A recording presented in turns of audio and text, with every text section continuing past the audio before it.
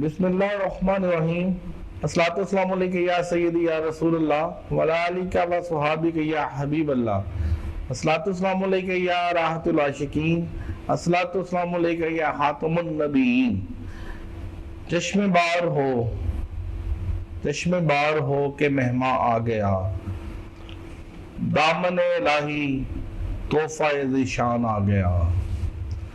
بخشش بھی مغفرت بھی جہنم سے بھی نجات، دستے طلب بڑھاؤ کہ رمضان آ گیا. سبحان اللہ. ناظرین، ٹی وی 99 کی ٹرانسمیشن احسار ہے رمضان میں آپ کا میزبان محمد بابر اقبال آپ کی خدمت میں حاضر ہے. میرے ساتھ اسٹوڈیو میں موجود ہیں علامہ مفتی محمد ابراہیم گوری صاحب. ان کے ساتھ تشریف رکھتے ہیں علامہ قاری رئیس احمد چشتی صاحب اور ان کے ساتھ حافظ محمد طیب صاحب. ناظرین، رمضان المبارک کی ان سعادت بڑی اور برکتوں بری اور ریاضتوں بری گھڑیوں میں آپ مشغول ہوں گے اپنی عبادتوں ریاضتوں میں. میں آپ سے ایک بار پھر ریکویسٹ کرتا چلتا ہوں کہ ان لوگوں کو بھی اپنی ریاضتوں عبادتوں میں یاد رکھیے گا جو مستحق ہیں اور منتظر ہیں آپ کی امداد کے، کیونکہ احسار ہے رمضان. ناظرین، پہلے سیگمنٹ کی طرف بڑھتے ہیں. تلاوت قرآن پاک سے ہم اپنے پروگرام کا آغاز کرتے ہیں، جس کے لیے میں دعوت دوں گا حافظ محمد طیب صاحب سے کہ وہ تلاوت قرآن پاک سے ہمارے قلوب و اذہان کو منور فرمائے. اعوذ باللہ من الشیطان الرجیم.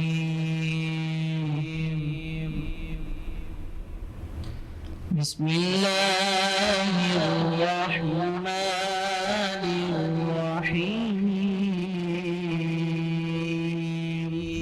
سبحان اللہ. سبحان اللہ. وَلَقَدْ كَتَبْنَا فِي الزَّبُورِ مِن بَعْدِ الذِّكْرِ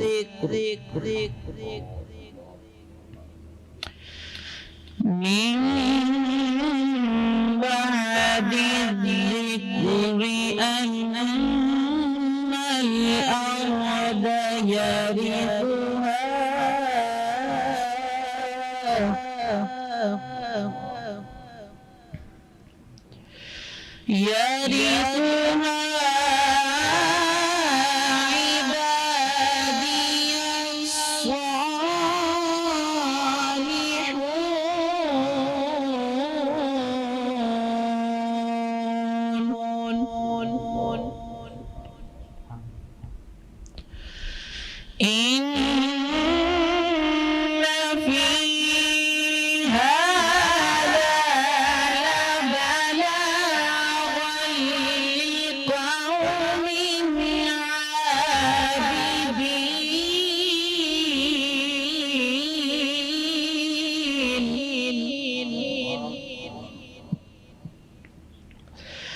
وما أرسلناك إلا رحمة للعالمين.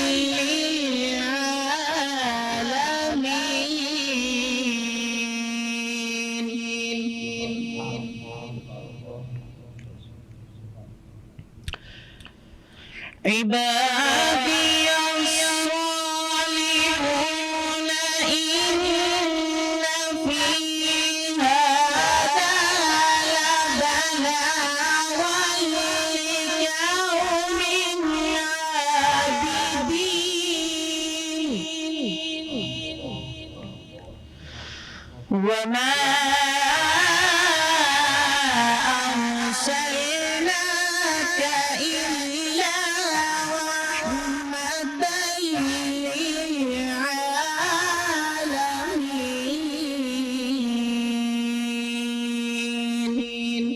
للعالمين.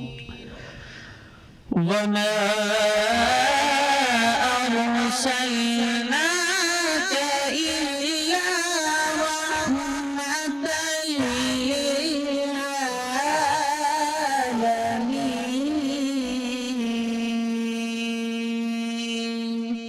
صدق الله العظيم. سبحان اللہ سبحان اللہ سبحان اللہ سبحان اللہ. ناظرین، آپ نے تلاوت قرآن پاک سنی. اب چلتے ہیں اپنے اگلے سیگمنٹ کی طرف، اس میں باری تعالیٰ کی طرف. سبحان آج کا جو ہمارا اسم ہے وہ ہے سبحان، سبحان اللہ. اور جسے پڑھا کچھ اس طرح جائے گا سبحان اللہ، یعنی اس کی جب تسبیح یا فضائل کے لیے استعمال کیا جائے تو اسے ایسا پڑھا جائے سبحان اللہ. نبی پاک صلی اللہ علیہ وآلہ وسلم سے روایت ہے کہ آپ کریم آقا نے ارشاد فرمایا کہ جو شخص اس اسم باری تعالیٰ کو یعنی سبحان اللہ کو کثرت سے پڑھے گا، وہ اس کے گناہ اگر سمندر کی جاگ کے برابر بھی ہوں گے تو اللہ تعالیٰ ان سے معاف فرما دے گا. سبحان اللہ سبحان اللہ. اور علماء کرام سے اس بات کی تصدیق ہوتی ہے کہ 313 مرتبہ پڑھنا ہی کثرت میں شامل ہے. بے شک. ناظرین، اپنے عقائد کو اور اپنی شرائط جو کہ وظیفہ کرنے کے لیے ہوتی ہیں ان پر عمل کرتے ہوئے اس عمل کو جاری و ساری رکھیں اور دعاؤں میں ہمیں بھی یاد رکھیں. ناظرین، ہمارے اسٹوڈیو میں موجود ہیں علامہ قاری رئیس احمد چشتی صاحب. ہم ان کی طرف بڑھتے ہیں، ان سے یہ سوال کرتے ہیں کہ حضور نبی کریم صلی اللہ علیہ وآلہ وسلم کے معمولات رمضان المبارک بتائیے. سبحان اللہ. بسم اللہ الرحمن الرحیم. سب سے پہلے تو میں بابر بھائی، آپ اس پروگرام کو لے کر بڑے اچھے طریقے سے چل رہے ہیں اور رمضان المبارک کی عظیم ساعتوں میں آپ لوگوں کے وقت کو مزید جو ہے وہ بابرکت بنانے کے لیے اس اچھے پروگرام کو جو ہے لے کر چل رہے ہیں. اللہ تعالیٰ آپ کے اس پروگرام کو مزید برکتیں عطا فرمائے اور دیکھنے سننے والوں کی تعداد میں بھی اضافہ فرمائے اور اس پروگرام کے توسط سے ان کو مزید علم دین حاصل کرنے کی توفیق نصیب فرمائے. آمین. بڑا خوبصورت سوال آپ نے کیا کہ حضور تاجدار کائنات صلی اللہ علیہ وسلم کے رمضان المبارک کے اندر معمولات کیا ہوا کرتے تھے.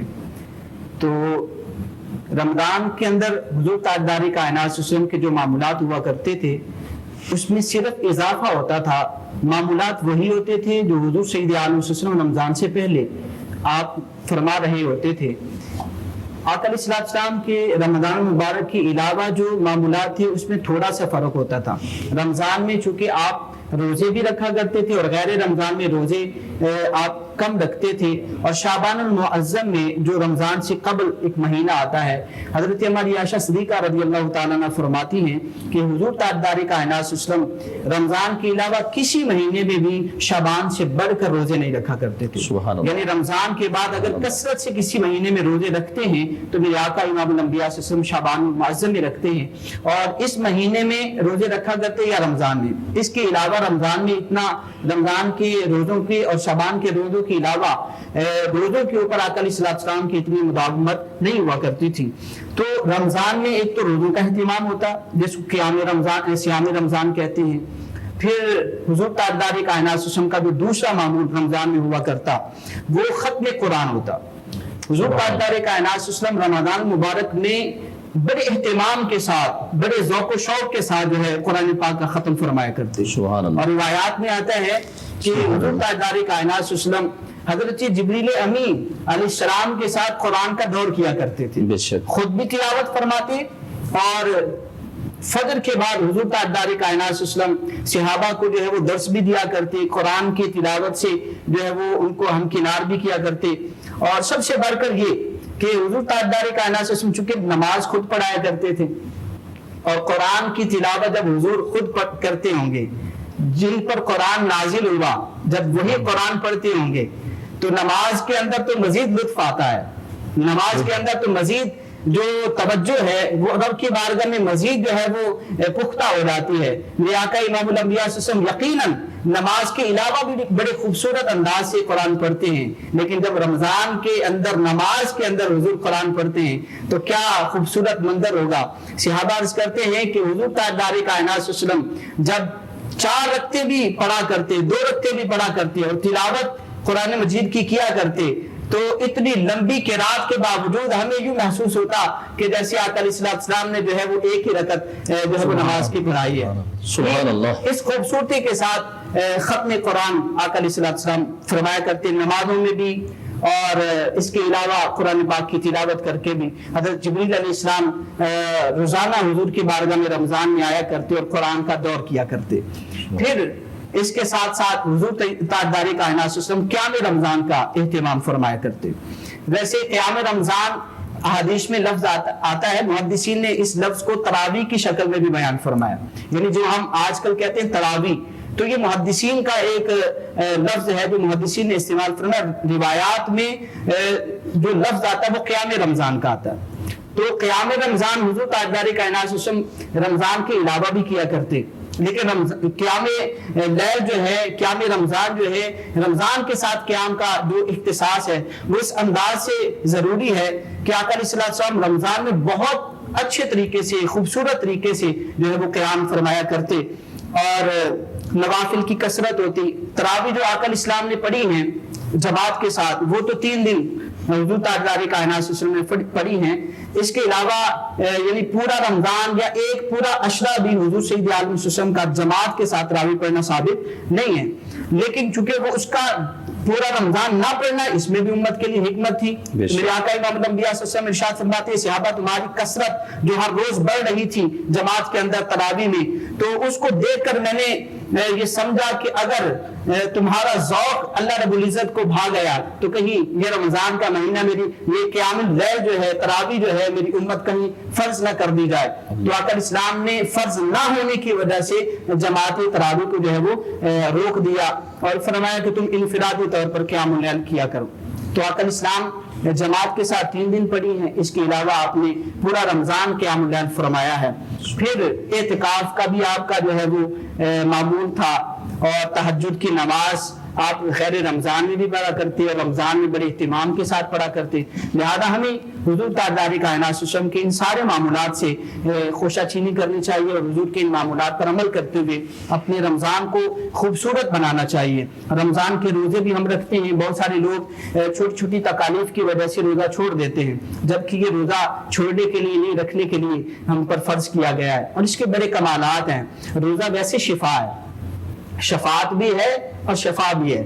یعنی بیمار اگر ویسا بیمار جس کو بیماری شرعی کہتے ہیں وہ تو روزہ نہیں رکھے گا, اس کو تو اجازت ہے چھوڑنے کی. لیکن جو بیماری شرعی کی کیٹیگری میں نہیں آتا وہ روزہ چھوڑے گا تو اس کا اپنا نقصان ہے. ایک تو فرض کے ترک کرنے کی وجہ سے گناہگار ہوگا, دوسرا اب وہ شفا سے بھی حصہ نہیں, یعنی شفا سے حصہ جو ہے نہیں لے سکتا. شفا اس کی روزے میں تھی, چھوٹی موٹی بیماری روزے کی وجہ سے اللہ تعالیٰ دور کر دیتا ہے. تو اس لیے رمضان کے روزوں کو ہم جو ہے وہ رکھ کر گزاریں, اور ان معمولات کو جو آقا علیہ السلام فرمایا کرتے تھے ہمیں چاہیے کہ ہم ان سارے معمولات کو جو ہے اپنے معمول میں رکھیں اور ان معمولات پر عمل کرتے ہوئے اپنے اس خوبصورت مہینے کو جو ہے بسر کریں, تاکہ اللہ تعالیٰ رمضان کی خوب خوب برکتیں ہم سب کو نصیب فرمائے. آمین. بہت اچھے انداز میں آپ نے بیان فرمایا ہے. ویسے موقع کی غنیمت جانتے ہوئے میں آپ سے ایک بار سوال کرنا چاہتا ہوں کہ ناظرین اس سے مستفید ہو جائیں کہ نبی پاک صلی اللہ علیہ وآلہ وسلم رمضان کے علاوہ شعبان میں بھی روزے رکھتے تھے, آپ نے یہاں کثرت سے. اس کے علاوہ جو آپ دن مقرر کیے ہوئے تھے وہ کون سے دن تھے تاکہ ہمارے ناظرین کو جن میں پتہ چلے روزہ رکھا کرتے جن میں وہ روزہ رکھا کرتے. دیکھیں, ایک تو حضور تاجدار کائنات صلی اللہ علیہ وسلم کا اپنا جو معمول تھا رمضان کے علاوہ شعبان کے علاوہ جو روزہ رکھنے کا, وہ ہر پیر کو حضور روزہ رکھا کرتے ہیں, ماشاءاللہ. پیر کے دن. اور پھر صحابہ نے پوچھا یا رسول اللہ آپ پیر کے دن روزہ کیوں رکھتے ہیں؟ تو میرے آقا امام الانبیاء صلی اللہ علیہ وسلم نے ارشاد فرمایا یوم ولدت, پھر میں اس لیے رکھتا ہوں کہ اس دن میری ولادت ہوئی تھی. سبحان اللہ. ٹھیک ہے, ایک تو میلاد کی وجہ سے روزہ رکھتا ہوں, اور دوسرا ہر دن کو کسی نہ کسی کی وجہ سے کوئی نہ کوئی نسبت ہے اور اس کو کوئی فضیلت حاصل ہے.